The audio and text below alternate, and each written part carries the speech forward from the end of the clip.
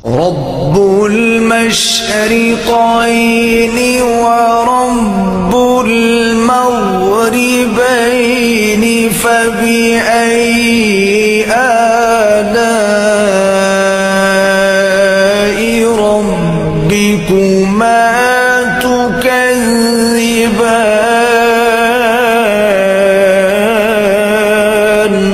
अस्सलाम वालेकुम my YouTube family, क्या हाल चाल है आप सबके। उम्मीद करती हूँ सब ठीक ठाक होंगे। अल्हम्दुलिल्लाह हम लोग भी बिल्कुल ठीक हैं।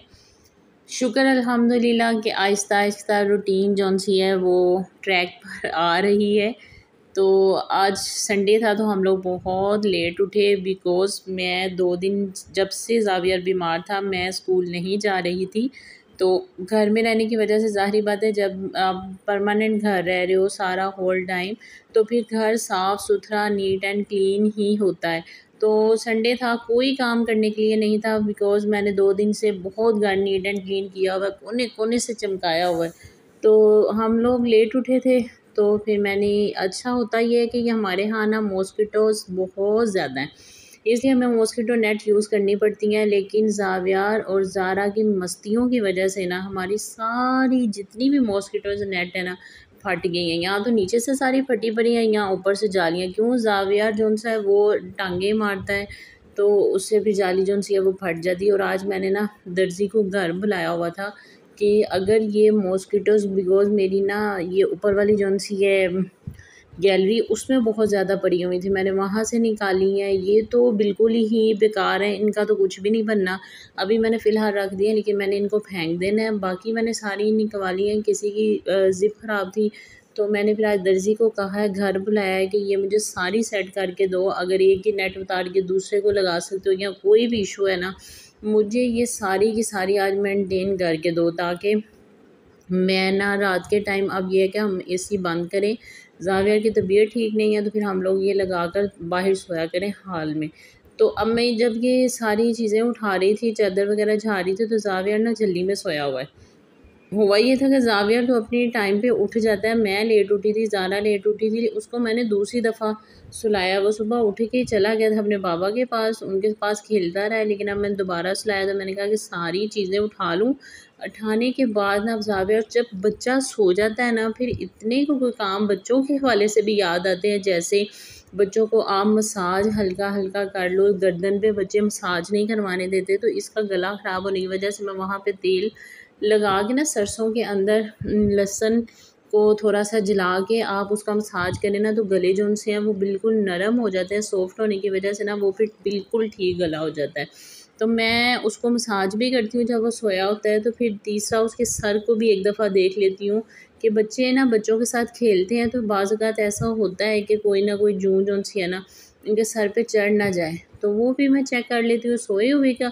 और उसके बाद मैं ये भी चेक कर लेती हूँ कि अगर उसके नेल भरे हुए हैं ना तो वो तो मैं काट लेती हूँ। मुझे अच्छा नहीं लगता कि छोटे बच्चे जो उनसे है ना वो इस हवाले से उनके नेल भरे रहें और माँ को पता ही ना हो। तो नेल काटना, फिर उनके कान साफ़ करना, ये उसके सोए हुए मैं काम करती हूँ। तो अब वो सोया हुआ था तो मैंने नेबुलाइज़ करना था बिकॉज़ जब वो उठता है ना तो वो नेबुलाइज़ बिल्कुल भी नहीं करवाता, बल्कि वो इतना बड़ा बनता है कि वो कहता है कि मुझे पकड़ाओ, ये मैं नेबुलाइज़ ज़ारा को मैं खुद करता हूँ।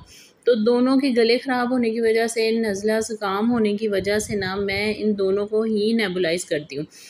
पहले मैं नेबुलाइज़ करवाने के लिए हॉस्पिटल जाती थी, 3 दफ़ा मुझे जाना पड़ता था, बहुत मुश्किल होता था। फिर मैंने ये मशीन परचेज़ की और अब ये है कि जैसे ही थोड़ा-सा सर्दियों में ये बहुत काम देती है। जैसे ही मौसम चेंज होता है तो बच्चों का गला ख़राब हो जाता है, चेस्ट इन्फेक्शन बहुत ज़्यादा हो जाता है। जब चेस्ट इन्फेक्शन होता है ना बच्चे का सोना मुहाल हो जाता है, कोई चीज़ वो खा नहीं सकता। थोड़ी सी सर्दियों में योगर्ट खाई, लो जी बच्चे की चेस्ट जौन सी है ना वो बिल्कुल ही बंद हो जाती है, बच्चे का सांस लेना मुश्किल हो जाता है। तो फिर ये जो मशीन है ना, जिस घर में छोटे बच्चे हैं मौजूद हैं तो उनके घर में ये मशीन नेबुलाइज़र ज़रूर होना चाहिए। और वैसे भी अब तो वो वॉल के साथ नेबुलाइज़र मशीन मिल जाती है जो लगती है, बिल्कुल छोटा सा कंटेनर सा लगता है, तो वो सर्दियों में आप ऑन कर दें। जिस तरह हम एक छोटा सा ऑयल कंटेनर लेते हैं मॉस्किटोस मारने के लिए, जब उसको स्विच ऑन कर देते हैं वो चलता रहता है, तो कोई मॉस्किटो अंदर नहीं आने देता, खुद ही किल कर देता है।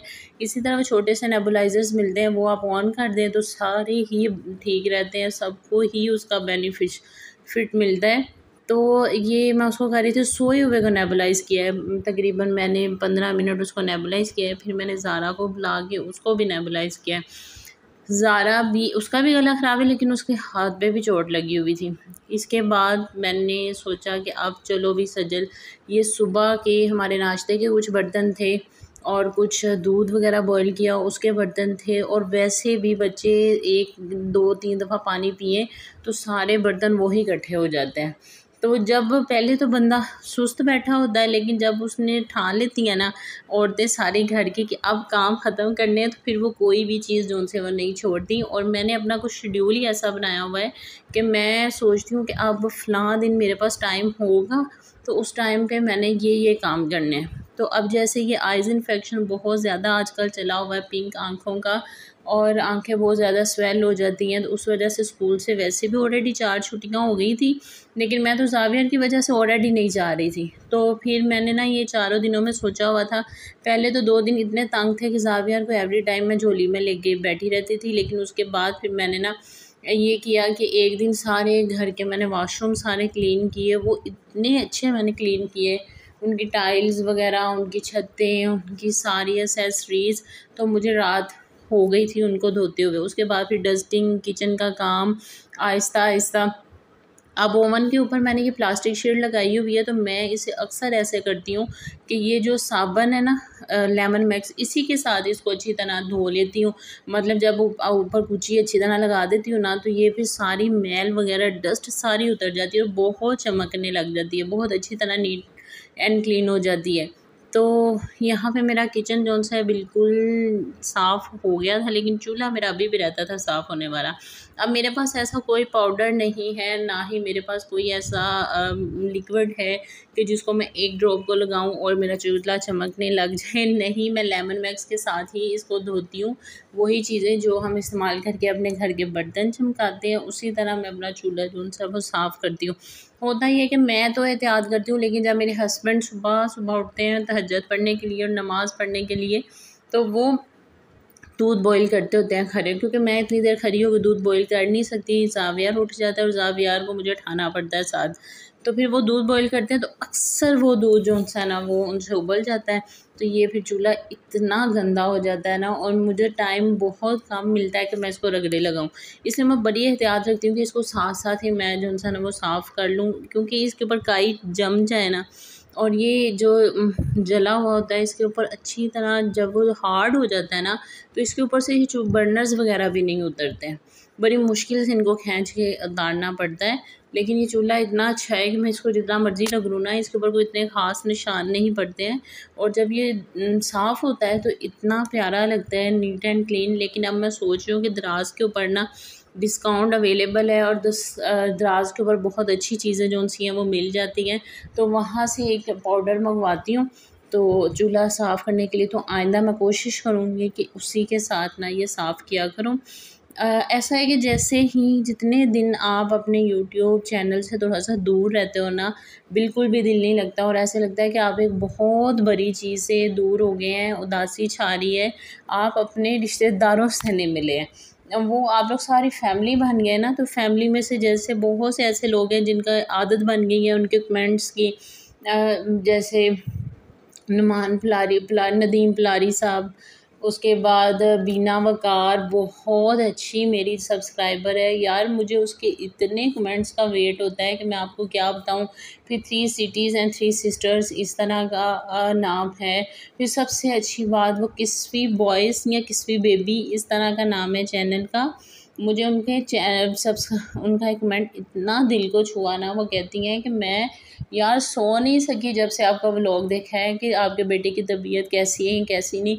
अब देखिए, उसका ये कहना ही मेरे लिए अनमोल है, मुझे उसके ये लफ्ज़ नहीं भूलते। मुझे वो बीना वकार बहुत तसल्ली देती रही हैं, और भी बहुत से लोगों ने दी है मेरे बेटे के लिए, दुआ मांगी है, मैं सबके लिए शुक्रगुज़ार हूँ। यहाँ पे मैं ना पोटाटो चिकन पुलाव बना रही थी। इरादा मेरा यही था चिकन पुलाव बनाऊं, लेकिन पोटाटो मैंने इसलिए डाले कि ज़ावियर ने ना तो चिकन खाना था, ना ही उसने राइस खाने थे। ज़ारा और ज़ावियर दोनों ने पोटाटोज़ खाने थे, तो उनको ना किसी बहाने से खिलाने के लिए मैंने इसमें पोटाटोज़ डाले। और चावल घर में सिर्फ मैं खाती हूँ और कोई भी नहीं खाता, इसलिए मुझे बहुत कम क्वांटिटी में बनाने पड़ते हैं। और चावल मैं खाती हूँ और मेरी साथ वाली नेबर खाती है और कोई भी मेरे चावल जो है ना वो मतलब मैं बनाती इस तादाद में हूँ।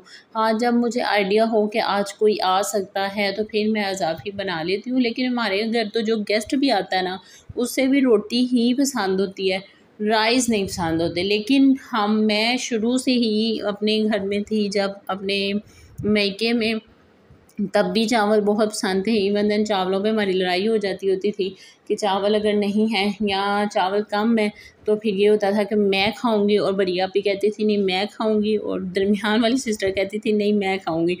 तो चावल बहुत पसंद है, ये हल्की फुल्की सी ग़िज़ा लगती है। लेकिन जो उनसे है ना ज़िम्मेदार लोग या जो गांव के रहने वाले हैं वो इस चीज़ को प्रेफर ही नहीं करते, वो रोटी को ही प्रेफर करते हैं, गंदम को। इसलिए तो वो ज़्यादा देर तक जवान भी रहते हैं और उनमें हिम्मत भी है, ताकत भी होती है, मजबूत भी होते हैं। और हम जैसे चावल खा खा के ऐसे ब्रेलर बनते हैं, ऐसे ब्रेलर बनते हैं, दो दफ़ा हम उठ के बैठ जाएं और फिर उठ जाए ना तो तीसरी दफ़ा सांस चढ़ी होती है कि नहीं अब नहीं। मैं जब पहले बनाती थी ना व्लॉग, तो बोलना ना तो मेरे से बोला नहीं सही तरह जाता था, इतनी सांस चढ़ती थी। उसके बाद फिर मैंने एक्सरसाइज स्टार्ट की और एक्सरसाइज स्टार्ट करने से ये फ़ायदा हुआ कि मेरी हार्ट बीट ठीक हो गई और सांस कम चढ़ती थी, बल्कि ना होने के बराबर अब फिर थोड़ी थोड़ी चढ़ने लगी है। इंशाल्लाह मैं ठीक करूँगी।